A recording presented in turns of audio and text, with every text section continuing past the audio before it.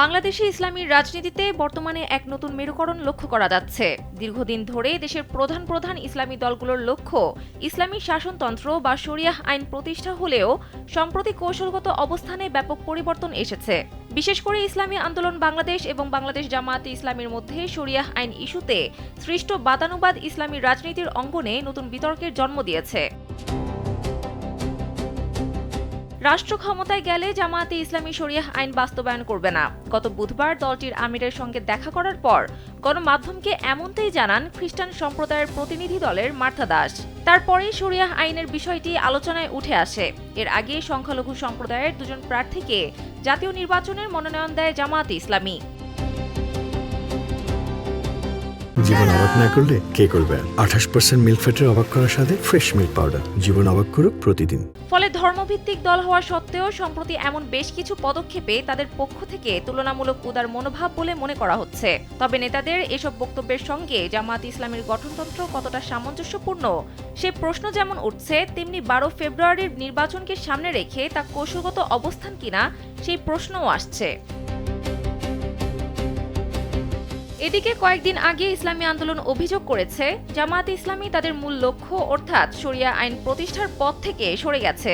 অন্যদিকে জামায়াতে ইসলামীর দায়িত্বশীল পর্যায় থেকে দেওয়া কিছু বক্তব্যে ইঙ্গিত পাওয়া গেছে তারা রাষ্ট্র পরিচালনায় শরিয়াহ শব্দের চেয়ে ন্যায় বিচার ও মানবিক মর্যাদা এবং প্রচলিত আইনের উপর বেশি গুরুত্ব দিচ্ছে। বিশ্লেষক ও পর্যবেক্ষকদের অনেকের মতে বাংলাদেশের রাজনৈতিক বাস্তবতায় কৌশলগত অবস্থান নেওয়ার এমন সম্ভাবনা উড়িয়ে দেওয়ার সুযোগ নেই। কেউ কেউ বলছেন নির্বাচনী প্রচার শুরুর অনেক আগে থেকেই দলটির দর্শন ও মতাদর্শে কিছু পরিবর্তন দেখা গেছে। অর্থাৎ শুধু নির্বাচন নয়, জামায়াতের গোটা রাজনীতির নতুন একটা অধ্যায় শুরু হয়েছে। সেই অধ্যায়টাই তারা চর্চা করবে। শিগগির একটি দূরদর্শী ও বাস্তব ভিত্তিক নির্বাচনী ইশতেহার ঘোষণা করবে জামায়াতে ইসলামী। সংশ্লিষ্টরা বলছেন বর্তমান বিশ্বের ভূ রাজনীতিতে ধর্ম ও রাষ্ট্রের সম্পর্ক নিয়ে সর্বাধিক আলোচিত বিতর্কগুলোর অন্যতম হল শরিয়াহ আইন। এই বিতর্ক শুধু ধর্মীয় পরিসরে সীমাবদ্ধ নয়, বরং তা মানবাধিকার, শাসনতন্ত্র ও গণতন্ত্রের সংজ্ঞাকেও প্রভাবিত করছে।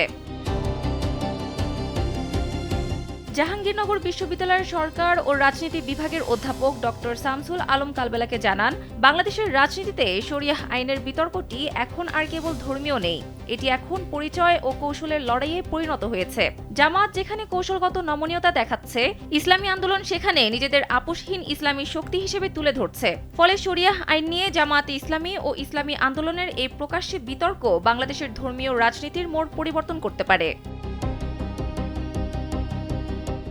সানজিদা ইসলাম, কালবেলা।